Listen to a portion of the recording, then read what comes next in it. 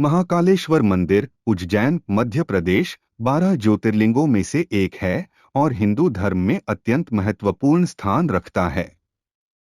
इसे भगवान शिव के महाकाल स्वरूप को समर्पित किया गया है, जो समय और मृत्यु के स्वामी माने जाते हैं। इस मंदिर की इतिहास, आस्था और चमत्कारों से भरपूर एक रोचक कहानी है।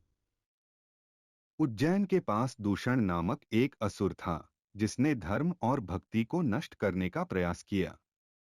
उसने ब्राह्मणों और ऋषियों को उनकी पूजा और यज्ञों में बाधा पहुंचाई। जब उज्जैन के ब्राह्मणों ने भगवान शिव का आह्वान किया, तो भगवान महाकाल के रूप में प्रकट हुए। उन्होंने दूषण का वध किया और यह स्थान हमेशा के लिए अपनी दिव्य उपस्थिति के लिए चुना। तभी से इस स्थान को महाकालेश्वर कहा गया। चंद्रदेव चंद्रमा को दक्ष प्रजापति ने श्राप दिया था कि उनकी चमक खत्म हो जाएगी। श्राप से मुक्ति पाने के लिए चंद्रदेव ने उज्जैन में आकर भगवान शिव की आराधना की। उनकी तपस्या से प्रसन्न होकर भगवान शिव ने उन्हें श्राप से मुक्त किया और वरदान दिया कि वे फिर से चमकदार बन जाएंगे। इस घटना के कारण ही शिव को सोमेश्वर भी कहा जाता है। एक ब्राह्मण भक्त शिव की घोर तपस्या करता था।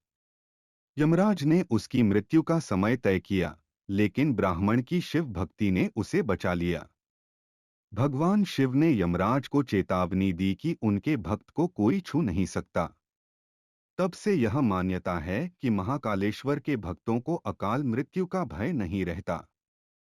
महाकाव्य महाभारत के अनुसार भगवान कृष्ण, बलराम और सुदामा ने उज्जैन में महर्षि सांदीपनी के आश्रम में शिक्षा प्राप्त की थी।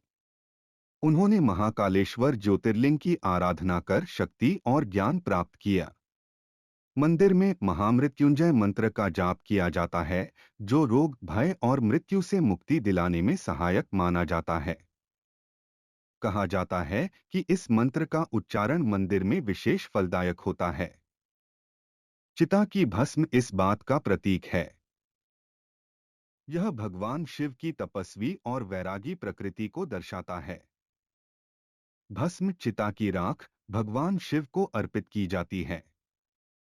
शिवलिंग पर जल चढ़ाने के बाद वह धीरे धीरे शिवलिंग द्वारा अवशोषित हो जाता है। वैज्ञानिक दृष्टिकोण से यह प्राकृतिक है, लेकिन भक्त इसे शिव की उपस्थिति मानते हैं। कहा जाता है कि महाकालेश्वर का शिवलिंग धीरे धीरे बड़ा हो रहा है। प्राचीन काल में यह मंदिर पूरी तरह से पत्थर से बना था और चंद्रगुप्त मौर्य के शासनकाल में यह प्रमुख धार्मिक स्थल था। इसे गुप्तकाल और बाद में परमार राजाओं ने भी संरक्षित रखा।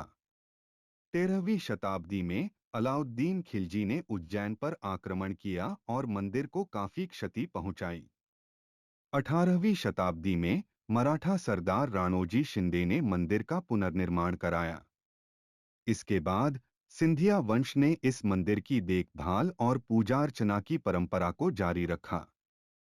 महाकालेश्वर मंदिर में होने वाली भस्म आरती पूरी दुनिया में अद्वितीय है। आरती में भगवान शिव को चिता भस्म चढ़ाया जाता है, लेकिन यह भस्म किसी के लिए अपवित्र नहीं होती।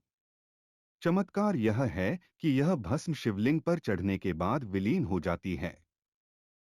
महाकाल मंदिर के ऊपर नागचंद्रेश्वर मंदिर है, जो केवल नागपंचमी के दिन खोला जाता है। कहा जाता है कि यहाँ भगवान शिव और नाग देवता के आशीर्वाद से जीवन में शांति और समृद्धि मिलती है। मंदिर के इस हिस्से में अद्भुत ऊर्जा का अनुभव होता है।